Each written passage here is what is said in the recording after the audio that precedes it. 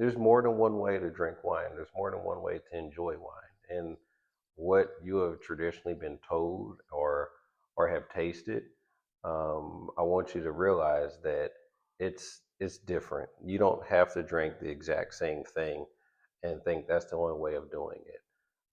That's why I really gravitate to the different fruits that we have. So, like I said, Johnny, biggest takeaway is, there's more than one way of doing it. There's more than one way of storing the wine. All right, so I'm super excited today. Today we get to talk a lot about Water to Wine Kenya. When people see us, they see a lot of the mason jars, the unique packaging. We really stand out, so we're very different. But what they don't see is the story behind Water to Wine Kenya, knowing that you are a fourth generation winemaker. So super excited to dive into that, into our Be Different series for the Water to Wine Kenya podcast. As you all know, my name is Shani, and I'm the host today as well, along with Chris, CEO and founder of Water to Wine Kenya. Yeah, every time I hear that, it's just it's surreal. Just founder and CEO of Water2Wine Kenya, and this is not my first time on an entrepreneurial journey and being successful at it, but this one definitely hits different. Um, be different. It's part of our Be Be Different different. series. Yeah, so this one definitely hits different. Yeah, So and with that being said, like one of the things that a lot of people don't recognize is the family history, the legacy behind Water to Wine Kenya that helped shape where Water to Wine Kenya is today. So talk a little bit about that, about you being a fourth generation winemaker and how it impacted the business. yeah, so very first of all, I want to say thank you for even giving me this opportunity to kind of tell my story. So I know a lot of people is wondering, hey, so what is the whole story of Water2Wine Kenya? So I'm going to kind of give it in a nutshell, and we'll talk about the mason jars.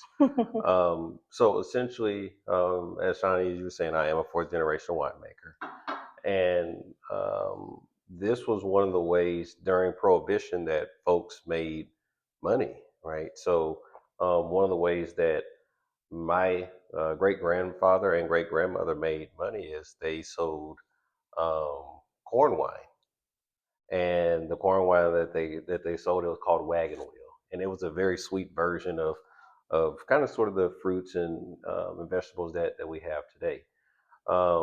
So that recipe was passed down to my granddad, and my granddad passed that down to both to his sons and whatnot, and that got ultimately passed down to me. And one of the things that is lost in African American history, and just in terms of just generations, is how many different recipes or many different secrets, they're lost. Like once the grandma or the granddad or somebody that passed on, we typically don't get a lot of those recipes. And I was lucky enough to get the recipe both before my grandfather passed. No, I take that back. My grandfather had just passed. Mm. So he had passed, and then my dad taught me how to make the wine. So Did y'all have like a little wine off or anything like that? Like where everybody was just like, try my wine. we did have a little bit of a wine off, and the recipe that Dad gave me, it's a good recipe, but I did tweaks to it, so I made a fair amount of tweaks, and we had an opportunity to taste each other's wine, and he couldn't believe that when this was when I first started making it, because I didn't tell him out of the gates that I was making wine. I just took the recipe, and he showed me how to make it. But I took the recipe and I was tweaking it, right? And when I finally got to the point to where I was ready to like tell him that, hey, I'm making wine, he thought that it was store bought wine, and he was like, oh man, this is really good. This is really good. And then I surprised him that like, hey, what you're drinking is not store bought. This is what your son made, and he was really impressed with it. And I'm kind of toning down the story. So if you go to some of the old videos of me telling the story, it's a lot more animated.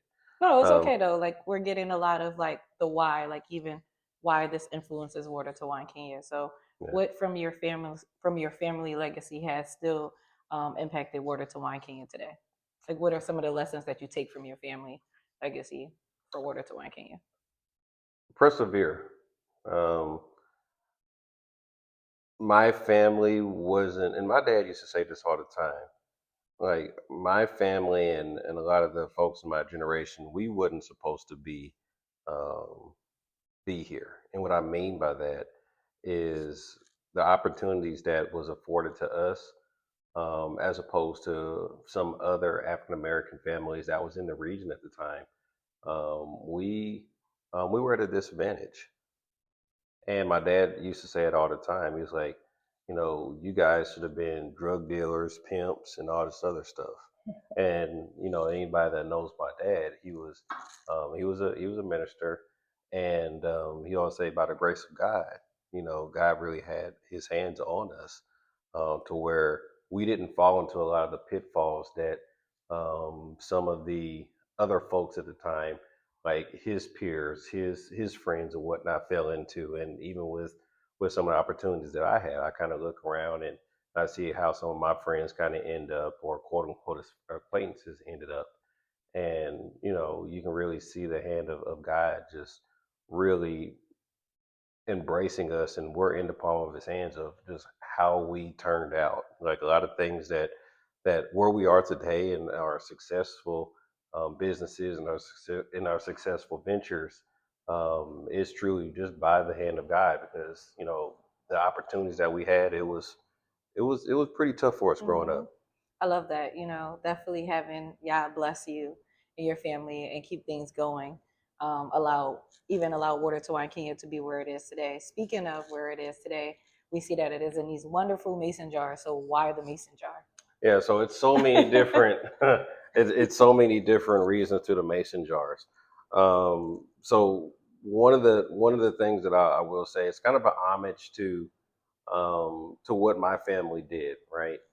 Um, during Prohibition, mason jars were used for a lot of transportation of alcohol, right? Hmm. And I wanted to still give homage to that, and I also wanted to be different in terms of, when you see a mason jar, you typically don't think of wine, you think of moonshine and all this other stuff. But we took something that is typically looked at and looked down upon, and we turned it into something very, very fabulous. I mean, the bottles are iconic. It's very luxury. Yeah, it's It's very, very luxury. lucky. Yeah, Um, you're changing the way that we perceive luxury. It's exactly. very different. Exactly. And the way that we looked at the science and behind the mason jars, that's one of the reasons why we went with the mason jar as opposed to a regular wine bottle. So there's many different facets and many different avenues of why we chose the mason jars and whatnot.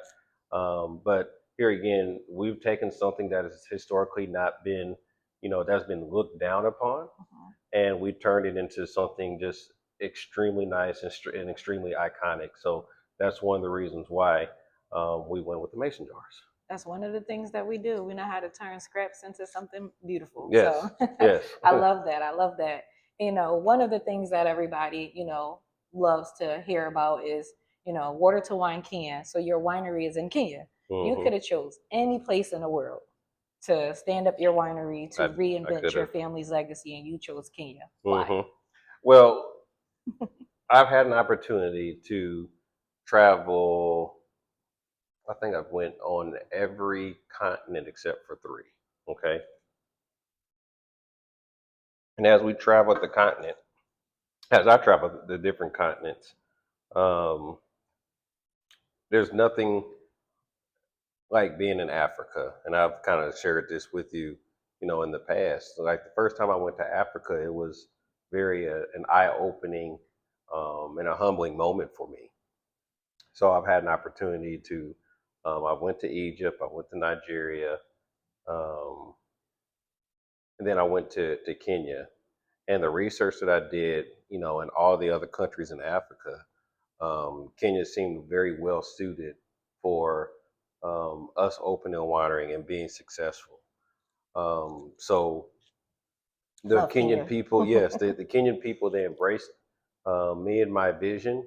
They supported me, and as always, I want to try to get back to my Kenyan folks, and they've accepted me and saying, yeah, you're Kenyan now. You earned your Kenyan stripes. Yeah, I'm earning a lot of them now. But yeah, that's one of the reasons why I chose Kenya. So Kenya has been very good to me, and here again, I want to give back. I want to give back through jobs. I want to give back um, through just putting Kenya on the map and just recognizing that Kenya is different. When you think about wine, you don't think about Kenya, Hmm. right? And Kenya has so many different facets and avenues, and literally the fruit that we're growing is fertile soil, both physically and literally, right? And that's one of the reasons why we have set up shop in Kenya, because it's a great economic base for us, and the fruit is just it's amazing there, right? It's so hard to match the fruit that they have in Kenya versus what we have in the So States. fresh. Yeah, It's so it's fresh. completely different. Like I'm a fruit eater when I'm in Kenya. Yeah, Over here in yeah. the States, I don't really eat like I'll eat fruit, but not here and there. But when I'm in Kenya, it's like load me up. Take me over there Awesome, so I can get the awesome. fresh fruit. So I love that. Um, when it comes to just thinking about like your overall experience in your journey, right? Like your family legacy. So your family is from Tennessee. Hmm. So it started there for you.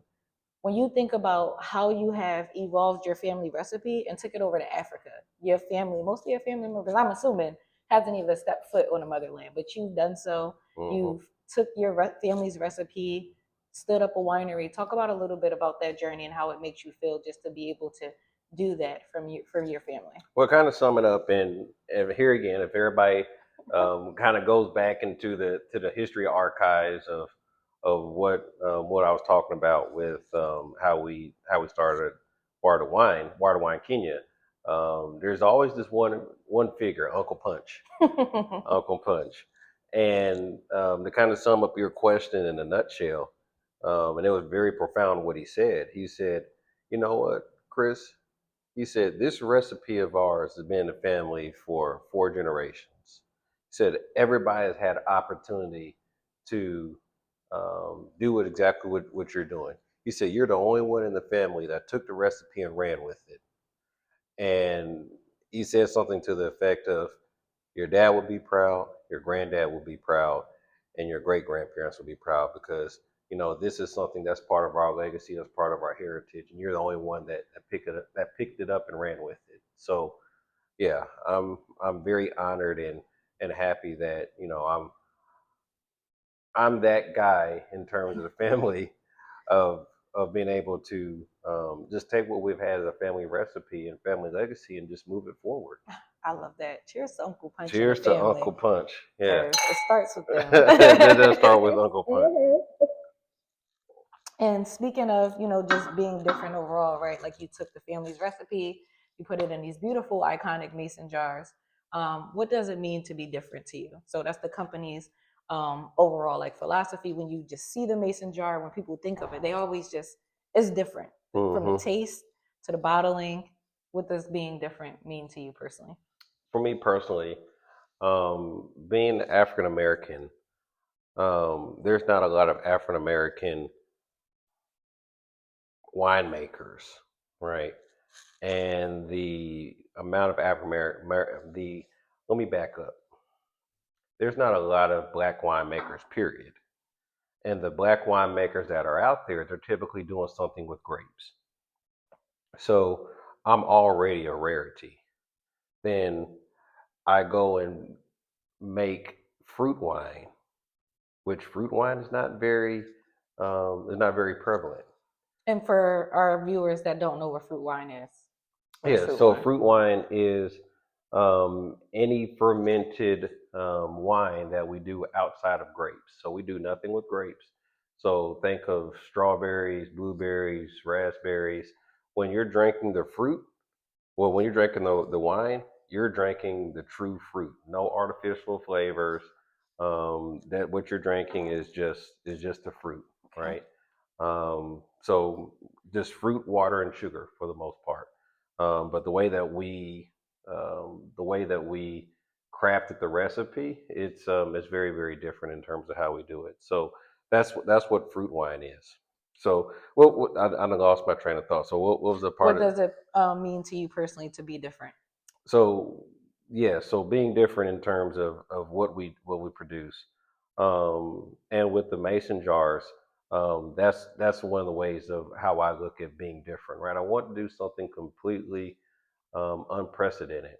And here again, with me being African American, I'm very different in terms of having a winery in Kenya, no doubt, and making fruit wine. So I am the epicenter of being different. Mm-hmm. So it's one of those. If I'm going to be different, I'm going to do it our way, do it my way, and show the world that hey, there's many different ways to drink wine. There's many different ways to be different outside of just grape wines. And you're looking at the soil. Oh, this soil was cultivated back in the 1700s, and da da da. No, only thing that we want to do in terms of being different, we're not technical. We're not technical at all. We make great tasting wine, period. And a lot of folks um, get hung up on the fact of being technical and whatnot. We're just being different. We're Simple. just simple. We make great tasting wine. I love that because you're basically reshaping or challenging the idea of traditional luxury. Hmm. And that's something that is true luxury inside of the bottles. What do you hope that when people first try your wine, like how do you want them to feel when they first try your wine? I want them to feel like they have never had anything like this before, right? So I get kicks off of the reactions or the facial reactions of when folks taste my wine. I absolutely love it. So that's one of the things that keep me fully engaged and fully committed to Water2Wine Kenya. I love that about those first reactions. So without that, that the whole answering your second part of that, answering that question, you know, if I didn't get those kicks, then I wouldn't be doing the winemaking Mm-hmm. in Kenya, or I wouldn't be doing winemaking at all. So yeah, that's one of the main things that I want them to experience. And like, I've never had anything like this before, and the way that the world has told us to drink wine, it's one way to drink wine. There's many different ways. Now, I can already see in the future there's going to be knockoffs of what we're doing. I can already know that for a fact. But our recipe is so different. We're able to challenge the way of what dry wine drinkers think, right? So from a technical piece, just one little piece of technical, um, we're able to achieve a dry rating. From a chemical composition standpoint, we're able to hit a dry, but we get it to the point to where it's right at the level of a dry, but it doesn't overpower the berry or the fruit or the vegetable that we're using, right? So when people taste our wine, we'll say, "Oh, it still is a little sweet." Well, it's a soft dry. Mm. And one of the things I point out is, what do you smell? What do you taste? Do you taste the berry, right? And or the fruit, right? And people's like, yeah, I can taste that, right? With some of the other wines, you don't. I mean, it's a grape, but everybody tastes a grape, but it's many different ways of kind of like sweetening that grape. Mm-hmm. And with us, we want our wine to taste like whatever we're making. Whatever that natural flavor is that you're producing. And Exactly. that's something that I really love about the wine too, because I am not a dry wine drinker. Hmm. Like it's just like it feels like a punch in the face. But Yeah. with Water2Wine, Kenya's dries, they're soft dry. So it's something that I can tolerate. Like it Yeah. tastes really good. It's not oh, I can't take this. This is too bitter for me. Hmm. So I really love that personally about the wine. But again, everybody's journey is different. Really love to see a lot of like first reactions because you Yeah. get to just see how everyone's palates like just changes and how versatile the wine is. So that's really something that's amazing about the wine. And I feel like you have cornered the market to where as though they were looking for something that's very innovative. And when I see the wine and when I taste it, I think of innovation, of how much you have change the wine industry and that you are now educating people on, hey, this is my wine, this is the fruit premium handcrafted dessert fruit wine made in Hmm. Kenya, and these are the things 1 2 3 4, and it just blows everyone's mind like as they are trying it, when they are having it, and they're just like, you can't believe that these are real strawberries. I mean, what we were drinking today is strawberry chocolate. Like Hmm. this is not an artificially flavored No, wine, and I no, don't have a hangover the next day. So no. you know Yeah, that's no also hangovers. a plus. And and we're so different, and this is kind of what we're going through now, right? So as we're launching in the United States, when we're trying to find the right distributors, we're so different. They don't even know how to categorize us, Hmm. right? And with how we are with being a premium handcrafted dessert wine, people think that is when they hear dessert wine, oh, this is just a novelty, or this is just a this is kind of looked down upon. I'm like, no, no, no, it's not. It's not. And when they taste the wine, they're like, ah, I get it. It's completely different. So we painstakingly, like I said, when it's handcrafted, it's we're handcrafting everything that we're doing. I Um, love it. It's made with love. it's exactly it's made with love. So that's one of the reasons why we're experiencing, I will say this, we are experiencing some challenges of just getting early adopters of saying, okay, this is so different. Where do we even put you guys? Like, so if you're in Specs or Total Wine, like, where do we put you guys? Because you guys are so different. You can go into to the international, was it an international aisle, to Hmm. the fruit wine, I The mean, not fruit dessert wine, wine. dessert wine. Yeah. Yeah. And then there's also a section for it, and there's an extremely small section for fruit wine, right? So talking with distributors, they're having a hard time of figuring like, yeah, we know that you got something, but where do we even place you guys? Because you're so different. We're almost in a category all by ourselves. Really leaning into that be different, and I love Yes. it. Yes. I know we talked about a lot of different things today, but as we're kind of closing out today's segment, what is one thing that you would want our viewers to walk away with about Water to Wine Kenya today? Ooh, one thing that I want them to walk away with. Um, Very simple. There's more than one way to drink wine. There's more than one way to enjoy wine. And what you have traditionally been told or have tasted, I want you to realize that it's different. You don't have to drink the exact same thing and think that's the only way of doing it. That's why I really gravitate to the different fruits that we have. So, like I said, Johnny, biggest takeaway is, there's more than one way of doing it. There's more than one way of storing the wine. So I want everybody to be receptive to, hey, let's try something different. Be different. I love that.